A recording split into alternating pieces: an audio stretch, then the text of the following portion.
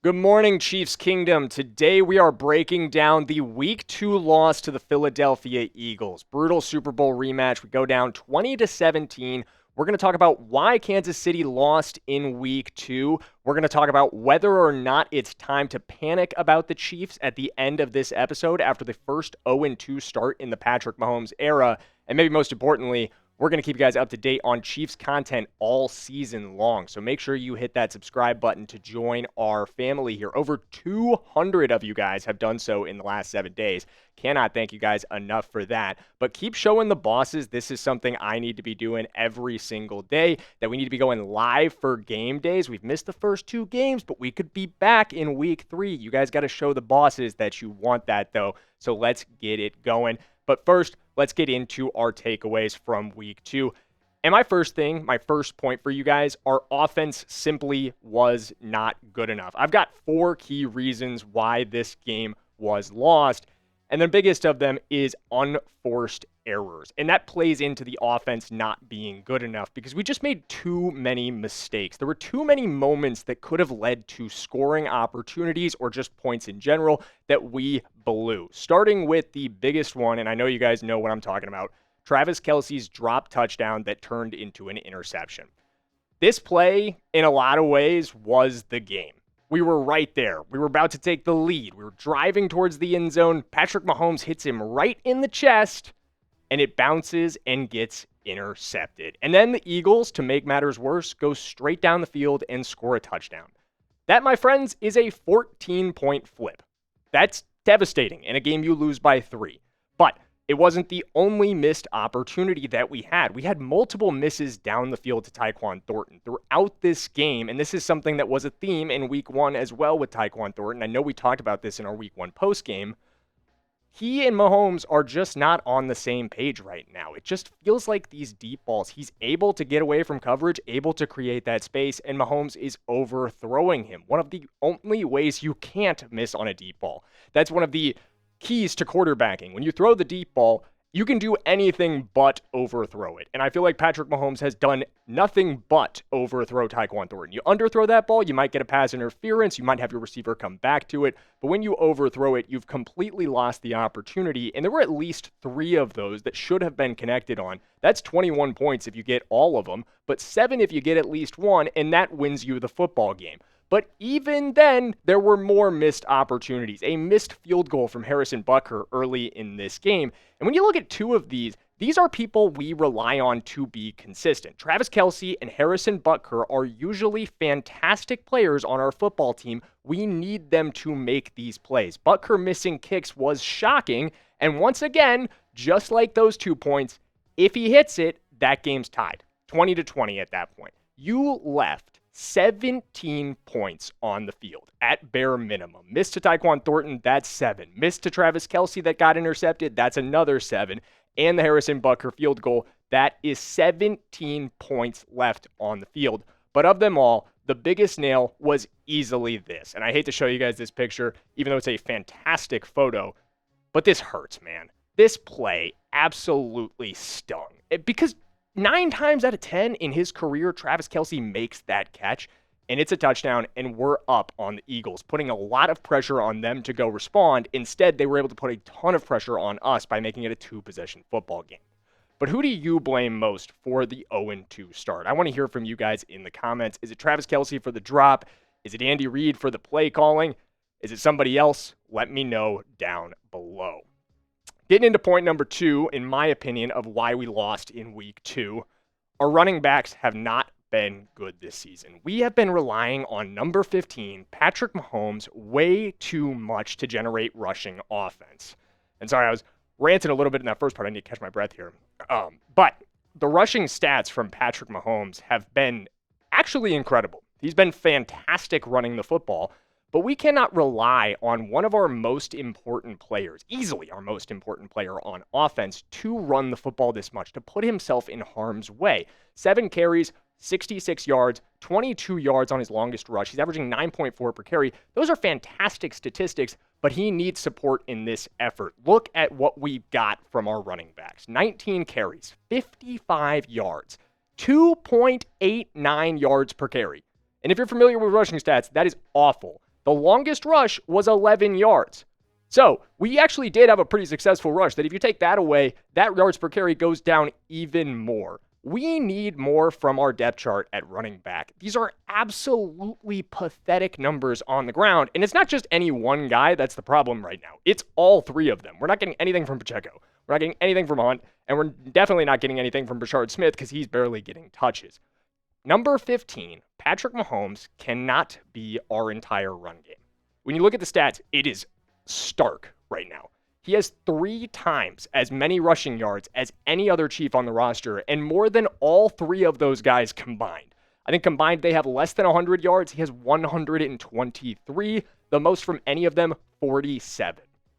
Nothing beats hanging with friends and family to watch a game, and the key to any great tailgate or watch party is excellent food. That's why I always use Omaha Steaks. Enjoy USDA certified tender steaks, juicy burgers, cozy and convenient comfort meals, plus tailgating favorites like chicken wings, smash burgers, and big deli-style franks. And now, during their Red Hot Sale event, you can get 50% off site-wide at omahasteaks.com. Plus, our listeners get an extra $35 off with promo code Chiefs at checkout. The burgers are fantastic, guys. Some of the best I've ever had. And I can't lie to y'all, my bar for burgers is extremely high, so you know I am not lying to you. They're a family-owned company with over 100 years of expertise in the meat industry, so get fired up for fall grilling with Omaha Steaks. Visit omahasteaks.com for 50% off site-wide during their Red Hot Sale event.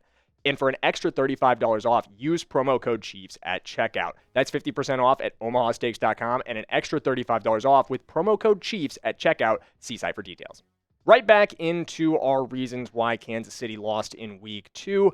Number 3, the protection was bad again. And I honestly, part of this isn't really on the offensive line. I've got Jawan Taylor up there, and that's honestly a little bit unfair. The offensive line, in a lot of ways, played well with what they were asked to do.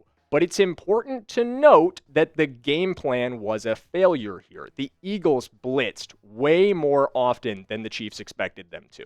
You have to understand, Vic Fangio as a defensive coordinator does not blitz very often. He is a low-rate blitzer, but I think he knew Kansas City was going to prepare for him not to do that. He can usually create pressure without it, but he went hard in this one. Blitzed them 10 times as often as he did in the Super Bowl. Blitzed them about 4 times often as he usually does. Close to 40% blitz rate against Patrick Mahomes in this game. And when you compare that to what we saw in the Super Bowl, it's a stark contrast. He saw 0 blitzes, still took 6 sacks, and saw 26 pressures. Once again, this is one of the biggest and best things about the Eagles, is that they can typically get after you without having to blitz. But they did it tonight. They brought the heat yesterday. They brought the heat after Patrick Mahomes. 39.5% of the time they blitzed. They got him twice on the ground, 16 pressures. That was a close to 50% pressure rate. About half of his dropbacks, he was under fire. And it is really hard to have success as a quarterback when you are under pressure that much. And I have to give a lot of credit to Vic Fangio for breaking his tendency, for knowing that Kansas City was going to prepare the way they did, and then coming at them in a different way to generate pressure in other ways. But I also have to point the finger at Andy Reid here. This is a failure to adapt. You saw this playing out as the game was going. We all did. We all saw the Eagles bringing pressure after pressure. The commentators were talking about it. Everybody knew what was going on. Yet we didn't change. We didn't come up with quicker ways to get the ball out of Patrick Mahomes' hands. That's what you have to do when you're being blitzed. Instead, we continued to call long developing concepts down the field, which, yes, we're getting open, but we were missing them because there wasn't time to throw. And those long developing concepts getting open and missing kind of leads us into point number 4 as to why we lost this football game: missing pieces on offense and the chemistry not being there. Let's go to a quote from Hollywood Brown after this game. He talked to reporters, and when he did, what he said, I think, pretty much perfectly sums up why Kansas City has been failing on offense lately. It's just a lack of execution, he says. It takes all 11 every single play. We've got to get on the same page and do that every single play. That's what's missing right now. Patrick Mahomes and his receivers are far from on the same page. You don't miss these many opportunities when you are on the same page. And the reason why is not a mystery to anybody. Rashee Rice, Xavier Worthy, Jalen Royals, 3 of his top 4 receivers, the guys he spent the most time in practice with, the most reps he has with, they're not playing football right now. He's down to receivers 5, 6, 7, and 8. Remigio and Brownlee were out there getting serious action. Tyquan Thornton was a huge part of this offense yesterday. That is far from ideal, and we all know it. But there is a silver lining, and that was what we saw on Friday. Xavier Worthy back on the practice field. Made a couple shorts talking about this, talked about it last week in a video. This is huge news. Seeing him out on the practice field, even if it's with a brace on, massive brace, by the way, really bulky looking shoulders, he needs to get back out there. We need this guy on the field as soon as humanly possible because he is the better version of Tyquan Thornton. He's the version of Tyquan Thornton that's even faster, that Patrick Mahomes has way better chemistry with, that won't miss on these deep balls, and that is a huge part of our success. The deep passing attack has always been key to Kansas City being the best team they can be. And another receiver that's missing time that we discussed is Jalen Royals. And I got to be straight up with you guys. I've been very optimistic for him to get back quickly, but it feels like things are going mum on Jalen Royals lately. All we've heard for the last, I want to say week, is that he isn't practicing. We know it's knee tendonitis. We know why he isn't practicing, but we have no updates on when he might be back. There was reportedly optimism for him to play in week 1.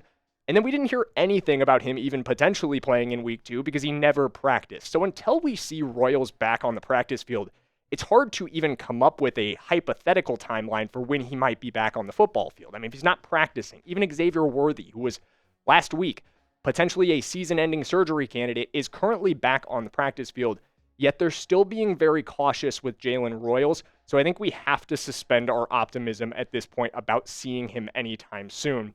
And the last guy, the biggest missing piece, and the one that just right now, and maybe you guys are feeling the same way, is frustrating me, Rashee Rice. Our best receiver, our number 1 target, is currently sitting on the sidelines, at home really, because he is suspended for a very frustrating, very avoidable reason. And I know it happened a year ago. I know he has apologized many, many times. I know he's done what he can to make up for this.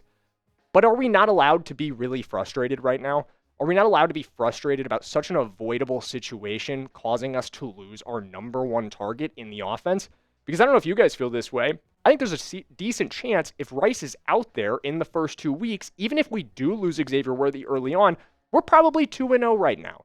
That offense is probably moving the ball much better. We don't lose these first 2 games. And hell, who knows what's to come over these next few weeks. I'm very optimistic that we're going to get back. But the more we miss Rice and the more we lose games, the more I get frustrated about how avoidable this entire situation was. Which leads us into our final point. Is it time to panic about Kansas City? In my opinion, absolutely not. It's still too early to be seriously concerned for a couple reasons we've already touched on a little bit. Number 1, we are getting our number 1, our defense looked fantastic in week 2. That was a huge turn in the right direction from my post-week 1 takeaways, where our defense was a massive issue. Our defense really struggled to defend Justin Herbert in the passing attack. Our coverage looked terrible. We struggled to get any pressure on Herbert because the Chargers' ragtag offensive line of sick players and injury replacements was able to stonewall our pass rushers.